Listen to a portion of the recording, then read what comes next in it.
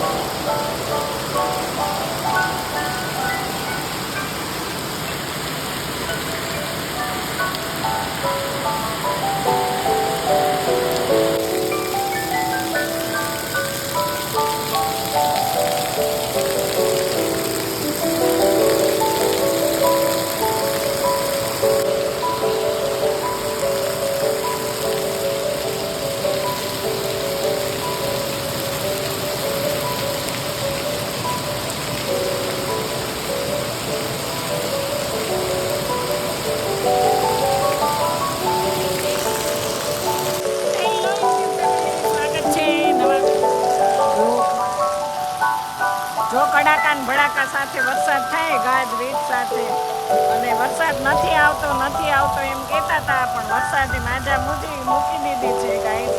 અને જો તમને વીજળીનો અવાજ આવે છે કેટલો પડે છે. જોરદાર વરસાદ આપણે આવી ગયો છે. વરસાદમાં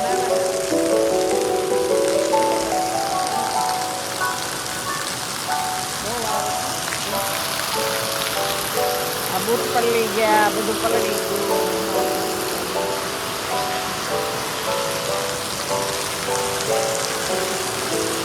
આવડે વરસાદ ઢેબરિયો વરસાદ ઊની રોટલી કારેલાનું શાક. અહીંયા જો પાણી પડે છે. અને મેં કહીશ અત્યારે છે ને બાજરો દળવાનો તો લાઈટ રહી ગઈ હતી આજે અમારે. શું છે અમે ધનજીભાઈ નીકળે છે. ઘંટી હોય ને એટલે બહુ જ આવી જાય એમાં બનેડા ભલે આવતા જેને. હવે આને આપણે કાઢી લઈએ. લોટ બાજરો એટલો ગયો.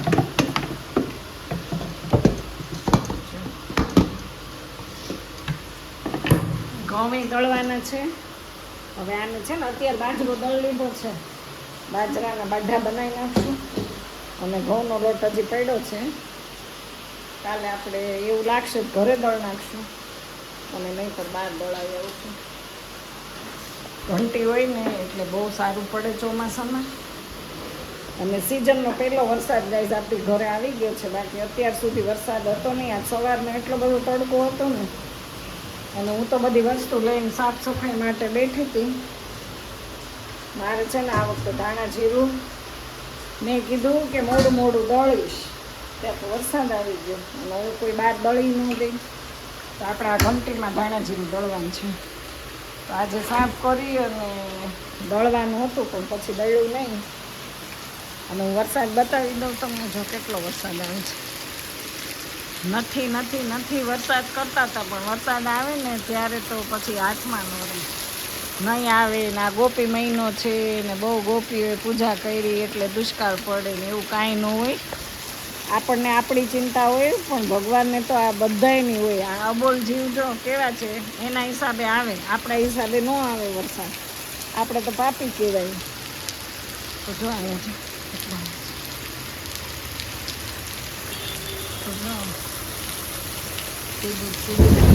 જો કેવો અવાજ આવે. આ બધા જો છોકરા કેવા પલળતા એવા વાડીએથી જો લાઈટ બધા છોકરા વાડીએથી આવી ગયા. જો બધા ડેલામાં વહી ગયા દોડી. બધાય વાડીએ અમારી વાડીએ જવાનું હતું પણ અમે લોકો બચી ગયા. હવે આ ઘરની બહાર નીકળાય નહીં આજે કારણ કે વાતાવરણની જોરદાર આગાહી છે ને એટલે નીકળાય નહીં. બહુ વરસાદ છે, શું કરવાનું બોલો. એવું ચાલે. જે કાંઈ શાકભાજી આ તે ઘરમાં રાખવું પડે હો. લાઇટ નહોતી ને એટલે એ મારું આ વોશિંગ મશીન તો કરી લીધું. એને ઢાંકવાનું રહી ગયું. બહુ પાણી પડે છે પણ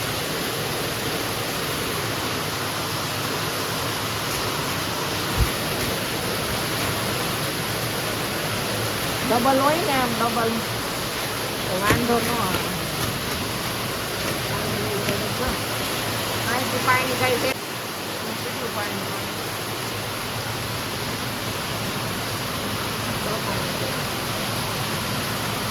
ઉપરથી કેટલું પાણી આવે જો મારા હાથ ભરાઈ ગયું.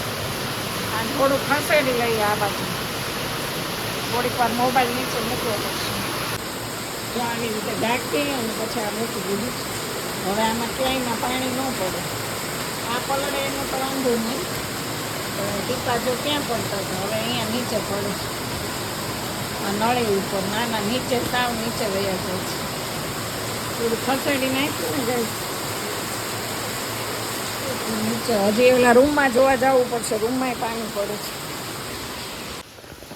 હવે અહીંયા પાણી પડે છે જોઈ લઈએ છે ને. નથી પડતું. જો કેવું પડે છે. ત્યાંથી તો પડે જ છે પાણી. ગાડલા ઉપર પડે ને. આમાં નળિયાવાળા મકાન રહે કે નહીં એટલે બહુ પાણી પડે. અને આ છે ને એ ખુલ્લી રહી ગઈ છે. આને ચેક કરવાનું છે.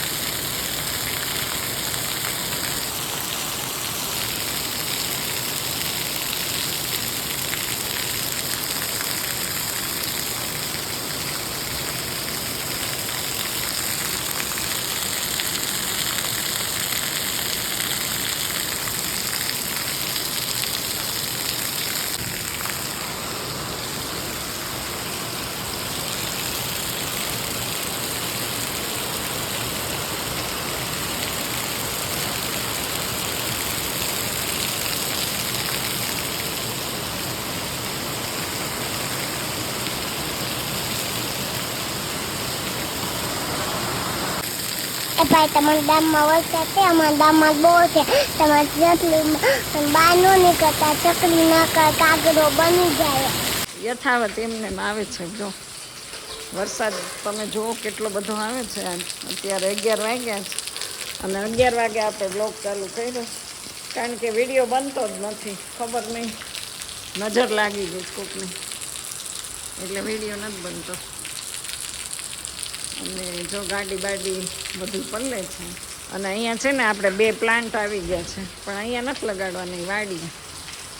અહીંયા તો મસ્ત છાંયો રહી ને એવા ઝાડ વાવવાના છે.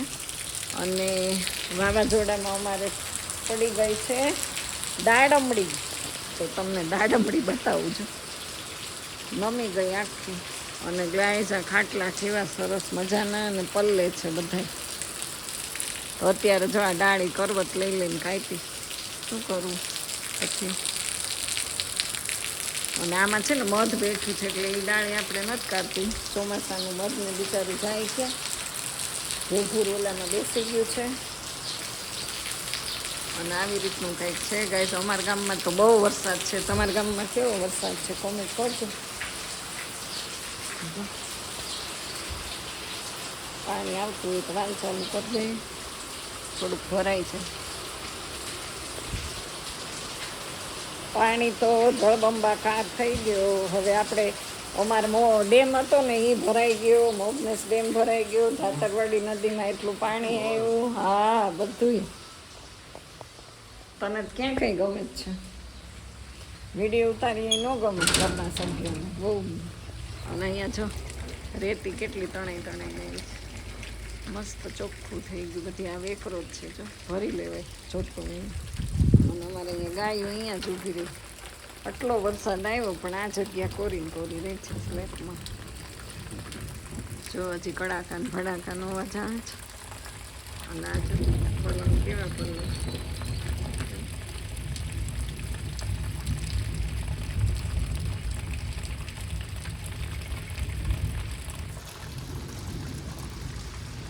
આવું છે કંઈક. અને હવે આપણે રસોઈની તૈયારી કરીએ. રસોઈમાં બનાવવાનું છે મેથીનું શાક અને બાજરાના રોટલા.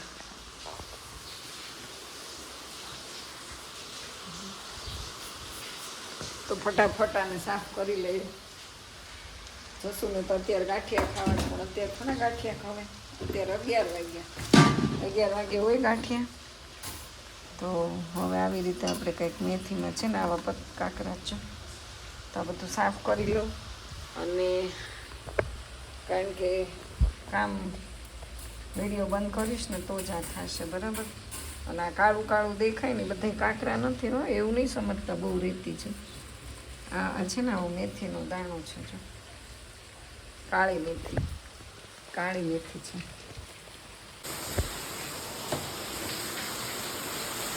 વરસાદ બંધ થવાનું છે. વરસાદ 1 અઠવાડિયું આવવાનો. કેમ? બસ તમારો ફોન આવ્યો છે?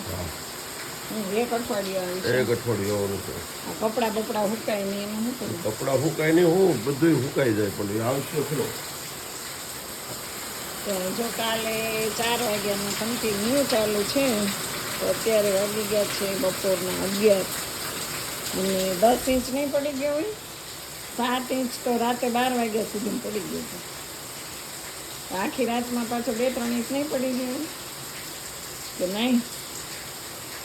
મોબાઈલ જોવે ને એટલે આપણને જવાબ ન આપે. અરે કૂતરાએ બટકું ભરેલું હતું ફાને પાળતું હતું અને બીજી વ્યક્તિને, એટલે એનામાંથી એને કેસ કર્યો અને 124 કરોડ રૂપિયા ચૂકવવા પડ્યા. જે માલિકનું કૂતરું હતું. હા આ તો ન્યૂઝમાં છે. માલિક નહોતું ને બીજી વ્યક્તિને કહી દીધું. માલિકને એટલા ભરવા પડ્યું પણ વિદેશમાં ને. હા એવું થોડું હોય ને.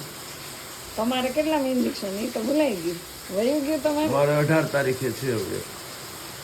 18 જુલાઈ? શું તો 10 જુલાઈ મારો બર્થડે આવે છે.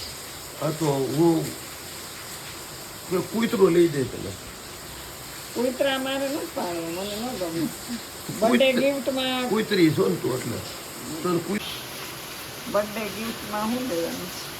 કૂતરી મારે કૂતરાને કાંઈ એવા અમે ન પાડીએ. પછી આવા દંડ કરવા જવા ભાઈને કેટલો દંડ છે.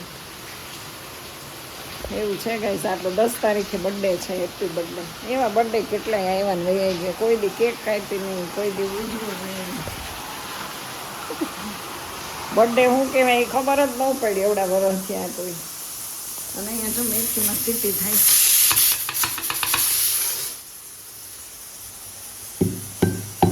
લસણની ચટણી છે ને ખલાસ થઈ ગઈ. ફ્રેશ કટિંગ કરી નાખી છે. અને હવે આ છે હું તમને જો બતાવું. આ બાજરાનો ડબ્બો દળાવા જવાનું છે. બાજરો નહીં, સોરી, ઘઉંનો ડબ્બો એમને પડ્યો રહ્યો. બોલો, કાલે એટલો વરસાદ આવ્યો ને તો દળાવાય ન જવાનું. હવે સાંજે તો ખબર નહીં કંઈક બનાવું છું. અત્યારે તો કડું શાક ખાઈ લેવાનું છે.